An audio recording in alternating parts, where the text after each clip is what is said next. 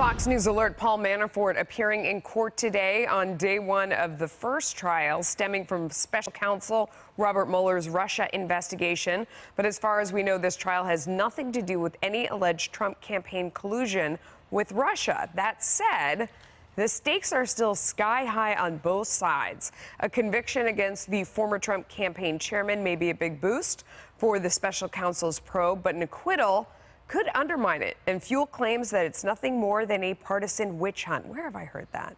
This is Outnumbered, and I'm Melissa Francis. Here today is Harris Faulkner, Town Hall editor and Fox News contributor Katie Pavlich, Democratic strategist and Fox News contributor Jessica Charlov, and joining us on the couch today, conservative commentator and editor-in-chief of CampusReform.org, Lawrence Jones, and he is outnumbered. Thank you for joining us. Thank you, ladies, for having me today. You know I'm going to say it. Oh, go ahead. My friend from Texas. What's up, Big Law? What's happening? Short for Lawrence. Okay. Good to see you. I'm glad you explained that. I wasn't sure. The biggest test yet for special counsel Robert Mueller as we enter day one of the Paul Manafort trial. President Trump's former campaign chairman facing a 32-count indictment, including charges of bank and tax fraud. And legal experts say the threat of a conviction could convince Manafort to cooperate with the special counsel's Russia probe. It is important to note that federal prosecutors have said their focus in this trial has nothing to do with whether or not the Trump campaign colluded with Russia. Senior counsel to the president, Kellyanne Conway, weighing in on that point earlier today. The judge has very strictly instructed no mention of Paul Manafort's role in the Trump campaign. Don't mention Trump, don't mention Russia, don't mention collusion. This trial obviously centers on matters that have nothing to do with the campaign. I was the campaign manager for the winning part of the campaign. I assure you I will not be brought up on federal criminal charges of any type, and I certainly wasn't making money in Ukraine or talking to anyone in Moscow. Peter Ducey is live outside the courthouse in Alexandria, Virginia with the latest. Peter.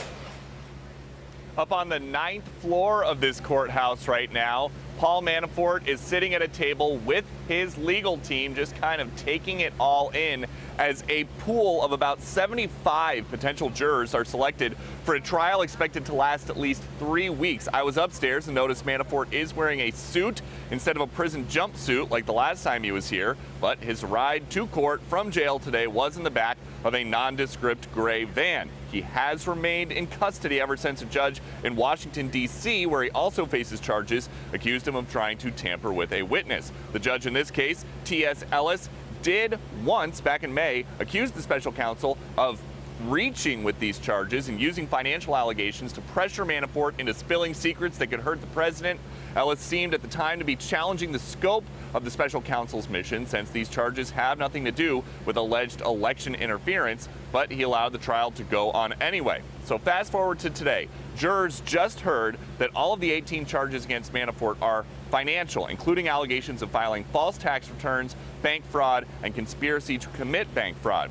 The special counsel alleges that Manafort never told the IRS about $60 million he was paid by political figures in Ukraine, some of whom were backed by Russia, for lobbying work and consulting that he did long before he was ever associated with the Trump campaign. Manafort was initially brought on board with the Trump team because he had experience with a contested convention, and there was a possibility of that happening in Cleveland in 2016. It never did, but he later served as the campaign chairman for 3 months. And the president has said recently that he feels badly for Manafort because he really only was there for a couple of months, but wound up having years upon years of his financial records for unrelated work that he did, unrelated transactions, poured over by the special counsel, which of course brought us to today. Back to you. All right, Peter, thank you so much for that. I'm going to bring it on out to the couch. Lawrence, $60 million. Yeah. That's a lot of dough. Well, there's no doubt that Paul Manafort is shady. A lot of us have known that. If you've been involved in politics, you've heard him around Washington.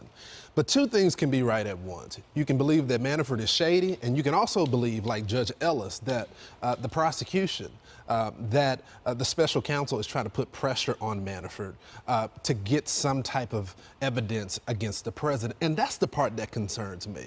I don't think that's the way our judicial system, our criminal justice system should operate. If he wasn't the president's campaign manager, in likelihood, he wouldn't be facing these charges. Well, but if he didn't break the law, he wouldn't I'm not appear to be breaking the law. I mean, that came first, right, Jessica, potentially? Well, Potentially, for sure. And Lawrence is absolutely correct. And it goes beyond even if you're in the Washington scene that you know that Paul Manafort has had unsavory dealings for many decades. Certainly flies in the face of the president's claim that he only hires the best people, even for a few days or, you know, a couple months here in this case. How would you know that if it beyond Washington? You can Google it. I mean, Paul Manafort, if you're doing any normal background check and you Google Paul Manafort, a lot of things come up about his dealings in that part of the world. This was something, I would say, the most obvious mistake, the hiring mistake that they made. He was brought on because they thought it was going to be a broken convention at the time. Was it worth it? And it wasn't worth it. I'm not saying it's right, but that's the he has a reason lot of why. specialties. Yeah. One, broken conventions, the other. But I think the point that I hear you making and I've heard others make, and it's an interesting point, is that, you know, in the throes of a campaign, is this what happens when everybody doesn't get that vetting? And, you know, it's tough because you had someone who is non-traditionally politician, right? And that's what people love about Donald Trump and loved about him as the candidate. So I don't think we should be too shocked with regard to the vetting that didn't happen. And a lot of what's out there about Paul Manafort was not clandestine, you know, but it is part of that process. It didn't take much vetting to know that Paul Manafort was shady. But then you'd have to vet and know that you know, there would be adjudication. You'd have it was more than just that. It was Katie. The bottom line is that what's happening to Paul Manafort has nothing to do with the 2016 presidential election at all, aside from the fact that he was the chairman of the Trump campaign. But what he is being charged with, what jurors are hearing about, has nothing to do with Russian collusion, has everything to do with Paul Manafort's business dealings. And let's not forget that this has been going back decades. This is not something that is new. The feds have been looking at Paul Manafort for a long time. He would have been facing the music at some point. It just so happens that the special counsel got their hands on a lot of the information, charged him with a series of felonies, and put the nails in the coffin for him. But he would have been facing these charges eventually based on the fact that they've been looking at him going back to 2006, at least. So, but who had the president's back? That's my question. I mean, you see this constellation of players around, and Jessica's talking about it now, people whom he's hired, and you kind of go, well, why did you hire that person? Why did you hire this person? Well, doesn't Trump hire isn't he in charge of hiring people? But he has a team to look out for him. He's in the throes of a campaign. Now he's a president.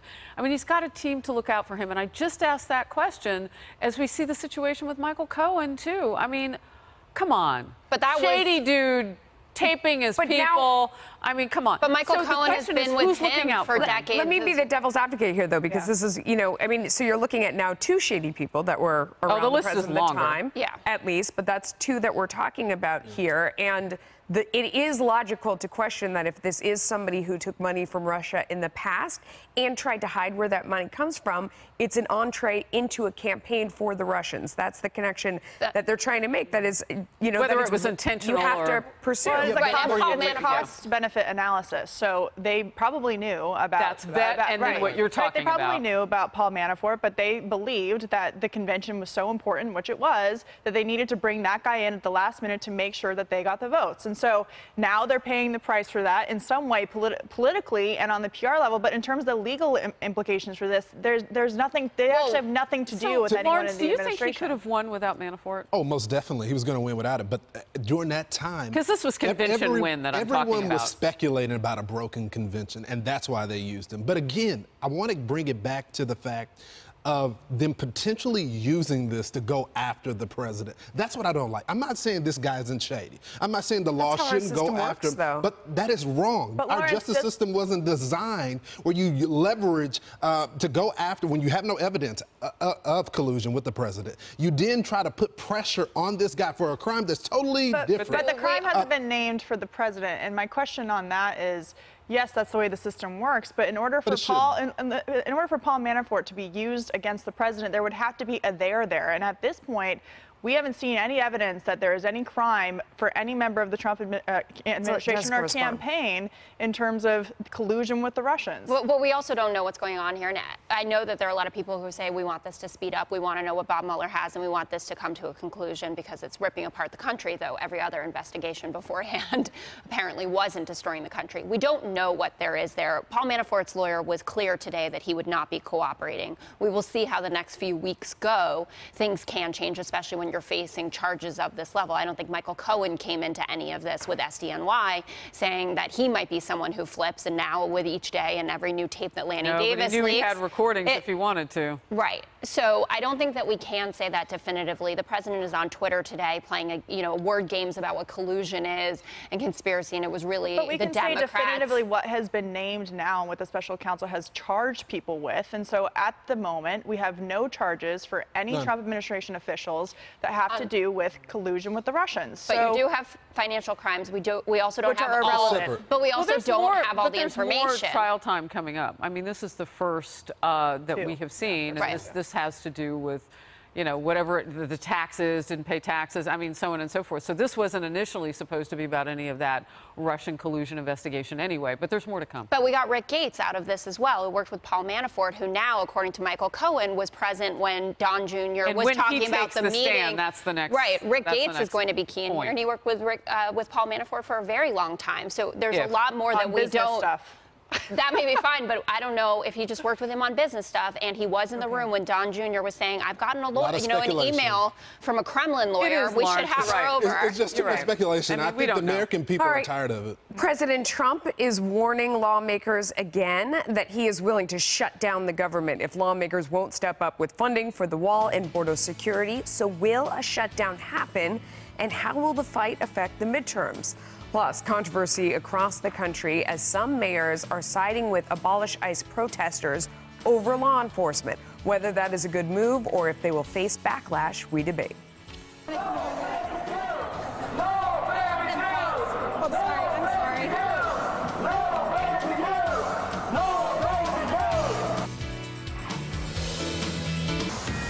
Fox News alert now. President Trump is doubling down on his threat of a government shutdown if Congress refuses to fund a wall system along our nation's southern border.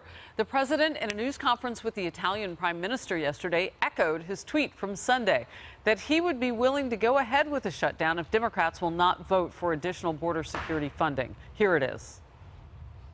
If we don't get border security, after many, many years of talk within the United States, I would have no problem doing a shutdown. It's time we had proper border security. We're the laughing stock of the world. We have the worst immigration laws anywhere in the world. The government funding deadline comes just weeks before the midterm elections, as you know, and Senate Majority Leader Mitch McConnell has dismissed talk of a government shutdown, saying there are no plans to go down that road. Chairman of the Senate Committee on Appropriation, Richard Shelby, said that Republicans and Democrats are working together on a solution. Watch it. We ought to protect our borders. We ought to do everything in the world. But in the meantime, I'm going to work in a bipartisan way. We've made more progress in the last several weeks than we have in a couple of dozen years. None of us want to shut down the government. Democrats or Republicans. No one wins. So we're going to have an Oprah moment together. Aha! Did you see the president just get the Democrats and Republicans to work together? What? I'm not sure they're going to work together. You don't think so? No, I don't think they're going to. So aha, but nothing? Nothing is going to happen when it comes to that. So I'm with the president. Shut down the government over not really? I'm totally for it. We're going to get blamed regardless. Seriously, we're going to get blamed whether the government gets shut down or not. It didn't go well for Chuck Schumer to do that for the Democrats over immigration and the DACA program. Well, this is much different. This president won an election on this issue of immigration. This is when he came down the escalators. He talked about this. And so, look, I think that the Democrats have gone so far left when it comes, we'll talk about this later, when it comes to defunding ICE, getting rid of ICE, that this is an issue that the president can actually win. He doesn't, he doesn't. So then I have to ask why it hasn't happened until now. Like, why isn't he, why hasn't it gone forward? Because this is a government that is satisfied sitting around and doing nothing. Yeah. And they have really grown to this position where it feels comfortable to sit on the couch and not do anything. And you have to give them an exploding deadline. And if you think the government stinks, shutting it down doesn't sound like a bad idea. Yep. So Trump's not going to lose any popularity points on shutting down the government. Both the Republicans and the Democrats who are in the swamp together, they will both lose support and cachet by doing this. So he has really put them in a corner, saying, I'll shut it down and it will hurt all of you and not me. Right. So is there any room for optimism? I'm calling out aha moments. Will they? I mean, Lawrence doesn't think they'll work together. I do. Oh, once you shut it down, then they'll work together. If you're expecting them to work together without shutting it down. The House has been working on some legislation. Now, obviously, they have to get that back to the Senate, which is where they usually have the problems. The president is frustrated, just like the American people have been, after decades and decades of crisis after crisis, including the most current one, being completely ignored. You talk about them getting comfortable in D.C. We always talk about the swamp becoming the jacuzzi, the hot tub, because they all just sitting around, there's no chlorine in the doing swamp. nothing. That's nasty. Exactly. And so the bottom line is the president did run on this to get elected in 2016. It is a base issue, but it's also an independent issue. And leading up till now, we have this immediate crisis happening right now. I was listening to a Senate Judiciary Committee hearing on the border crisis happening today, and yet Congress has no solutions to fix it and just wants to continue down this road of continuing resolutions. Exactly. They're on summer break. Well, there's a real crisis quickly before we on. get to Jessica, the Wall Street Journal's entire editorial board, here's what they have to say, quote, does President Trump care if Republicans lose the House of Representatives this November? If that seems like an odd question, consider that Mr. Trump is running a campaign strategy that puts the House at maximum risk while focusing on the Senate. The latest evidence is, in their words, Mr. Trump's threat to shut down the government in September if he doesn't get money for his border wall. Again, the Wall Street Journal editorial board just this week. Jessica, what is the take on this from Democrats? Do they come to the table and do we get to see that aha moment where they work with Republicans on this issue if the government shuts down? I think Democrats feel like they have worked with Republicans on this issue because they offered President But Trump will they do it if border the wall government funding. shuts down? Well, yes, they will. No one will keep the government shut down, but Lawrence is completely correct with what he led with. Republicans are going to get the blame no matter what.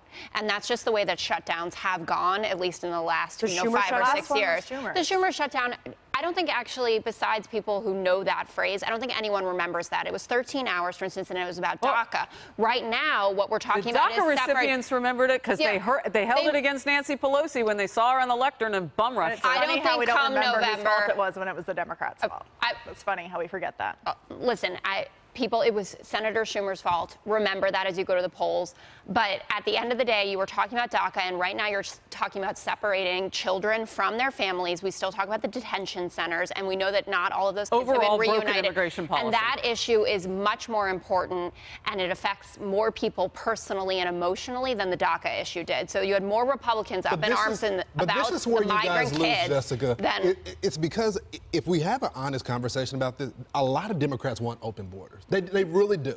Some do. And that is what's going to feel miserably with the American people. They know that. They know that because now your leader, Perez, has said that Ocasio-Cortez is the new face of the Democratic Party. And that's what they want. They want to shut down ICE, which we'll talk about later. And they want open borders. And that's not a winning issue with the American people. No, it absolutely isn't. And Tom Perez talking about her victory and what she represented and what she can do for the party did not make her the new face of the party. That doesn't work. There are only 42 Democrat socialists running nationwide. The idea that our platform will be open borders and abolish ICE is patently ridiculous. And that's not what's going on here. You know what I love about you, Jessica? I mean, you just call it the way you see it. She doesn't represent what your politics are. She doesn't. It's a minority. And so is it a minority if it hijacks your party? It's not going to. I mean, a lot of people would argue that Bernie hijacked the party vis-a-vis how he pushed the platform to the left. Ooh, he still has a lot of followers. He certainly has a lot of followers. I was driving someplace recently, and the Bernie signs were like flying in the wind. But open borders are not a minority policy within the Democratic Party. Are. No, it's not. Where is that anywhere in our platform? It might not say we are for open borders, but you guys do vote against ending catch and release policies, which is an open border policy. You're against border funding for the wall, even though Chuck Schumer voted for it in 2006. Of course, you're open borders policies extend throughout the Democratic Party. Didn't they propose a bill that gave, what was it, $41 billion for border security? Didn't that come out of the Democrats? Don't we have Democrats all over the country saying that if we get a fix for DACA and we can deal with these kids who have been separated from their parents, we will give you the money that you're asking for? Well, or am I hallucinating? Congressman Garamendi of California, and of course he's in California, so they're touching on these issues. He told me yesterday, he thinks that there is a way forward with all of this. He acknowledges that the wall money was there in 2006, so they can do that again. Some of these other issues, though, were the ones where he thinks that they can come in the middle. It'll be interesting. The president may be right. He may have to shut down the government just to bring people together, because from what I'm hearing you say, otherwise they don't sit down. Yeah, and the president is involved on this issue. It's no longer just the border wall, it's the border wall system now. So I think the president knows he's not going to get his big fancy wall. And not to be heartless, that does affect people, but it's got to go on for a while before a shutdown does. So hopefully everybody will come to the table. Melissa, anything? Yeah, no, I agree 100%. You're fabulous. I got nothing more. Oh my God, I love her so much. A big announcement from President Trump. The commander-in-chief has revealed he is open to meeting with the leaders of Iran without preconditions. Is he sending the right message? Is that what he meant? We'll dig in deeper next. The president wants to meet with folks to solve problems. We are demanding is a change in the behavior of the regime.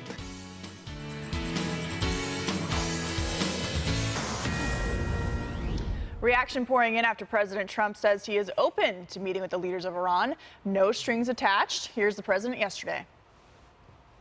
I would certainly meet with Iran if they wanted to meet. I don't know that they're ready yet. They're having a hard time right now.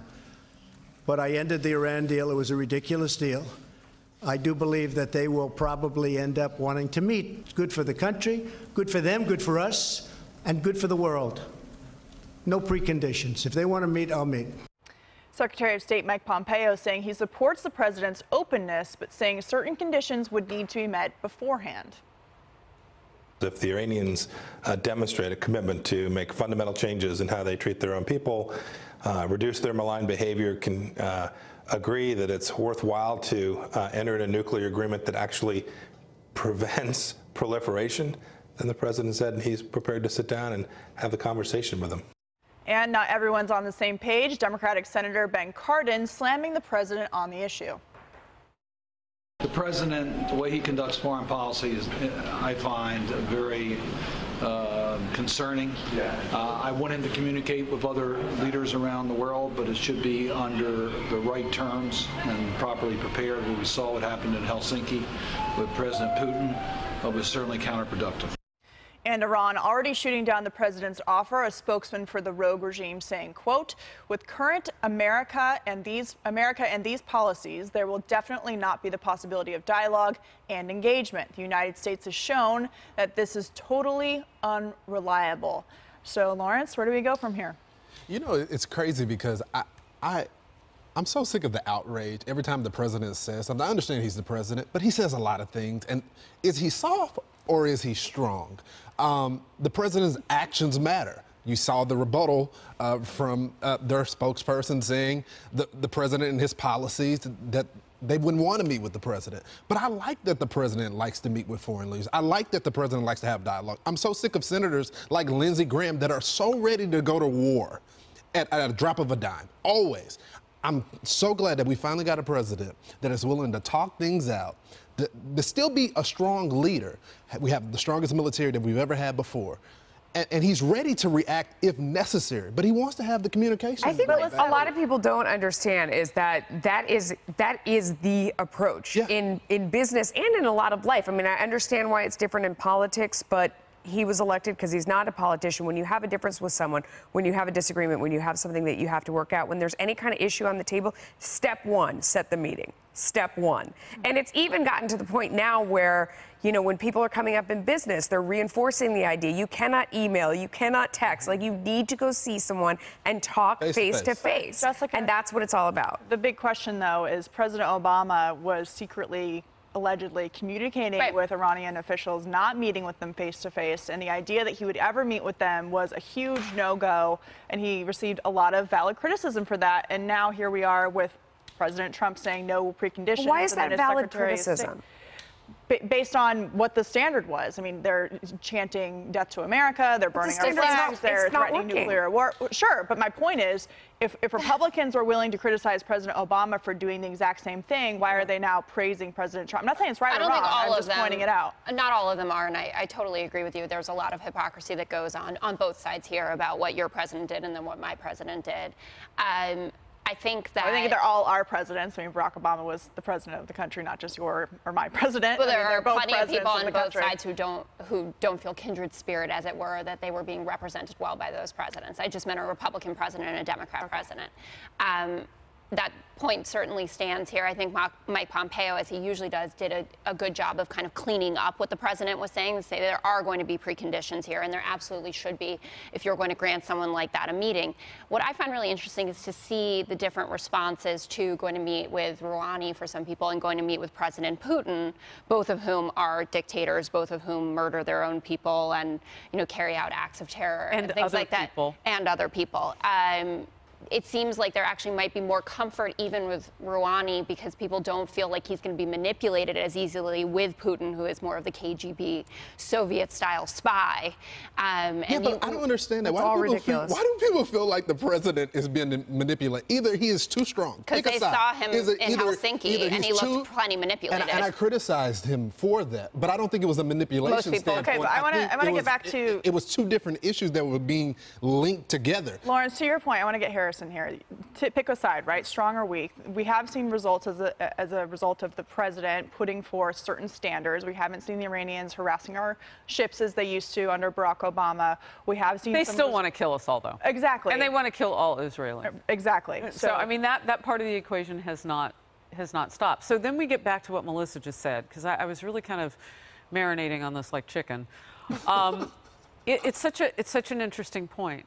I mean, the definition of insanity is to do the same thing over and over and over. 25 years of diplomacy with North Korea that was sketchy and got us to the point where finally it took somebody with stronger language to get us someplace else. So is that where we are with Iran? And do you convince Iran that you mean business by first pulling out the deal and telling all of Western Europe, y'all can party with them if you want, we're not going to. Right. And by the way, how is that going to feel for everybody? And do we maybe want to punish people who continue to do deals with Iran? We can make it really difficult and be different to yield potentially a different outcome. Is it worth a try? Stakes. We will see. Doing things differently. President Trump making good on his promise to stunt for Republican candidates and seeming to relish his growing power as a party kingmaker. The president's impact on the midterms as he is set to rally with the candidate for Florida governor. I also think the president's support in some of these other states in these key Senate races, like Missouri, like North Dakota, like Montana, I think that's going to be critical in bringing more Republicans to the U.S. Senate starting in 2019.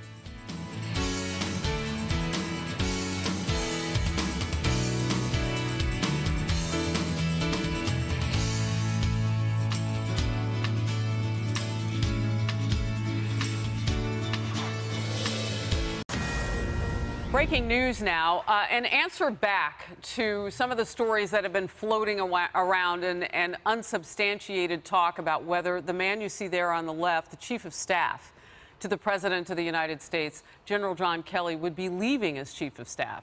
And sources are telling Fox News that President Trump has asked John Kelly to stay on in that position to lead his staff through 2020. And so this, again, answering back to that criticism or speculation or whatever it was that John Kelly might be leaving. There have been many staff changes at the White House in the short time that the president has been leading our nation. And so when something like that catches fire, you see now a pushback with the facts on the ground, and that is that the president has asked his chief of staff to stay. That's a position, by the way, that people don't generally hold for many years. It's tough. That, communications director, press secretary, those positions, we do see some rotation in. But the president now wanting to make a firm stand on his support for General John Kelly. And he tweeted this yesterday, by the way. Congratulations to General John Kelly. Today we celebrate his first full year as White House Chief of Staff. That was yesterday. You see the time stamp about 19 hours ago. But making it official and breaking news in this hour of Outnumbered, Chief of Staff John Kelly asked to stay on. Give us two more, the president says. Melissa?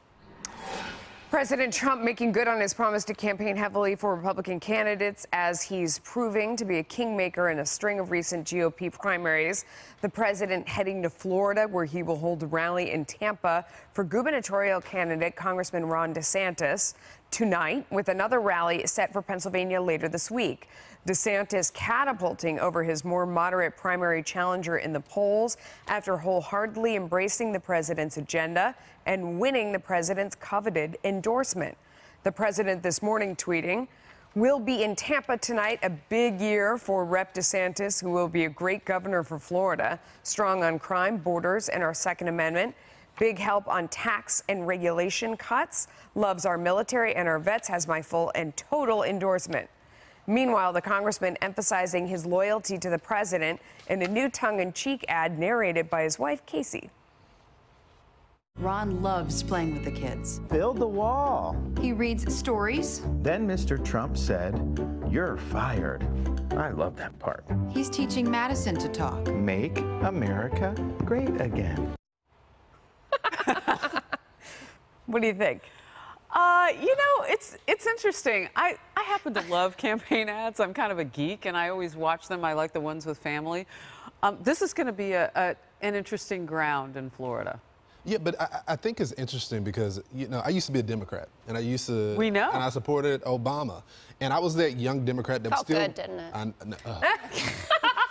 But seriously. You generally don't make change unless you want to. It was a mess. But one thing I noticed when I was still campaigning for other candidates after we had gotten President Obama elected was he didn't go back and really support other candidates.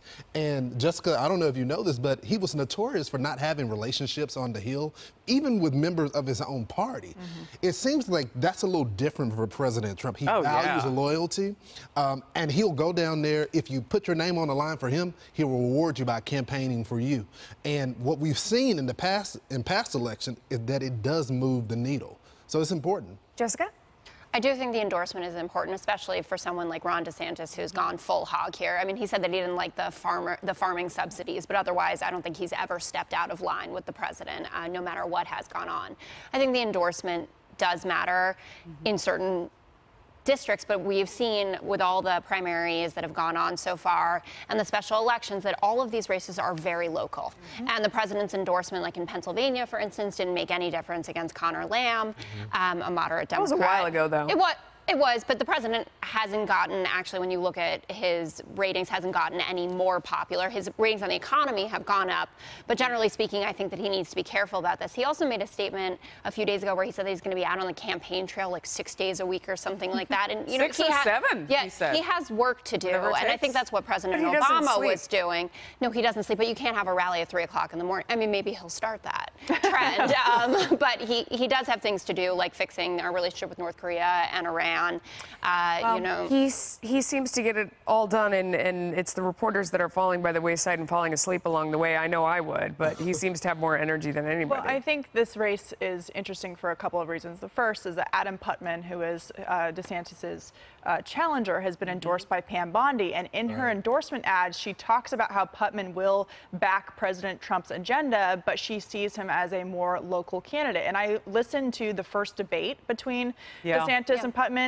and to be honest, a lot of the questions seemed like Putman had better answers in terms of local needs and local control, because DeSantis always referred back to President Trump, Washington, his experience in D.C., which is all fine and good, but when you're talking about a governor's race, when it's kind of, you know, it's a separate issue than going to the House of Representatives or the Senate and endorsing and voting for the president's agenda, you're actually focused on more localized issues, and Putman seemed to have the upper hand in that debate. Well, and what I'm fascinated by, because you had all the beautiful little ones in the video, build the wall with daddy and so on and so forth, is as candidates, you know, interpret the president's support, they may be thinking that the reciprocal of that should be me and my ads making it look like I'm totally behind the president.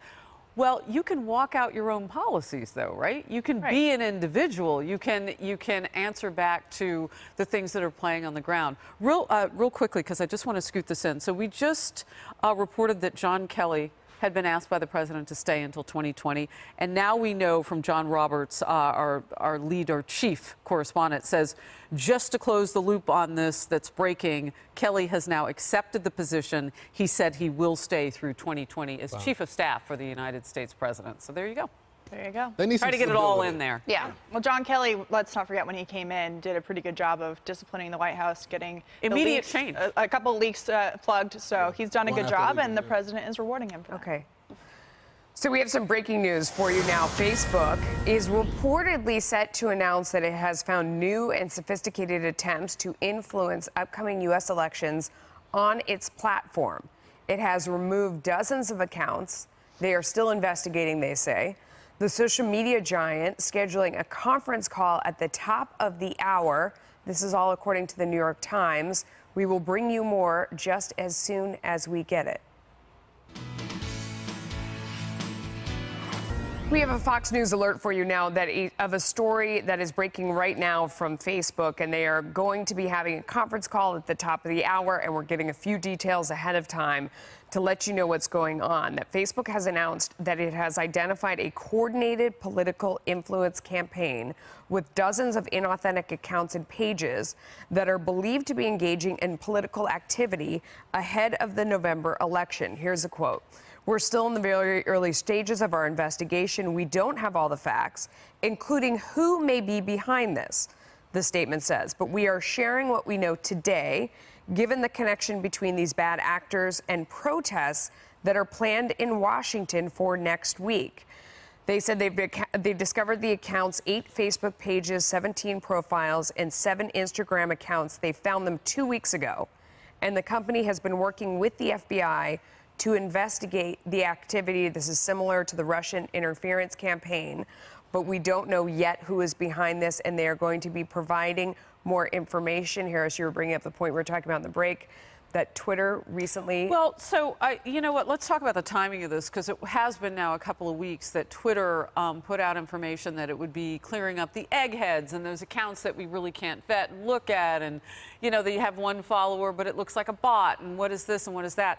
And in fact, they did such a sweep that it caused the president to lose hundreds of thousands of would-be, you know, in air quote followers. Former President Barack Obama lost hundreds of thousands as well. These are people who are following with whatever intent. They're putting out fake information, whatever it is, right? And anybody can be privy to this. This is, you know, didn't come with the same type of language, but maybe it was there. I don't know. But Facebook then looked at the situation, I would imagine, and maybe they did it then. But 32 pages seems small compared to what potentially it could be, and maybe this is just the tip of the iceberg. But wow, what a week Facebook is having, right? Yeah, I mean, it's a little bit apples and oranges in the sense that one are bots and are potentially fake people. And Katie, this sounds like they're talking about a coordinated campaign that's meant to influence Russian agents. It sounds, yeah, they haven't identified exactly who's behind it, but it sounds a lot more sophisticated and nefarious. I am very skeptical of what Facebook is claiming that they are doing to make sure that, quote, Russian meddling and propaganda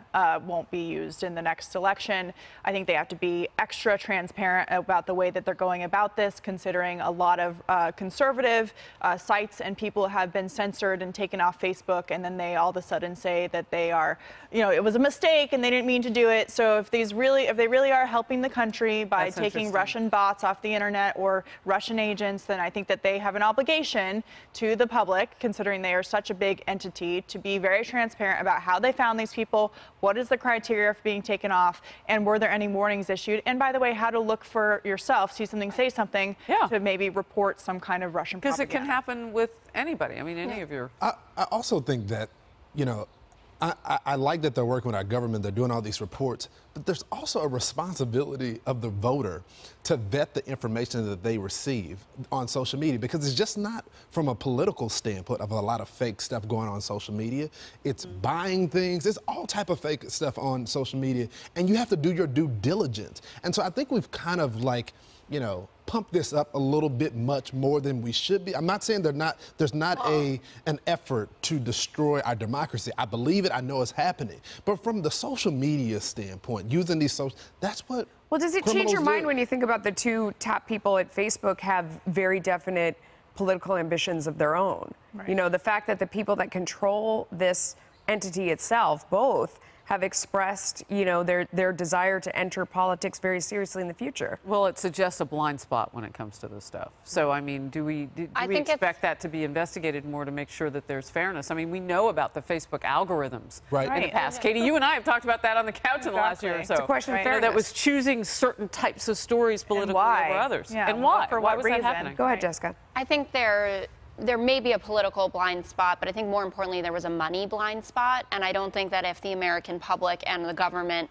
hadn't come after Facebook as strongly as they did in the face of the Russian meddling in the 2016 election, I'm not altogether sure they would have addressed their algorithms or they would have changed their sales patterns, because everything was doing fine. When you look at what Mark Zuckerberg was even saying about Alex Jones a week and a half ago, and then under pressure, Alex Jones then got suspended for 30 days.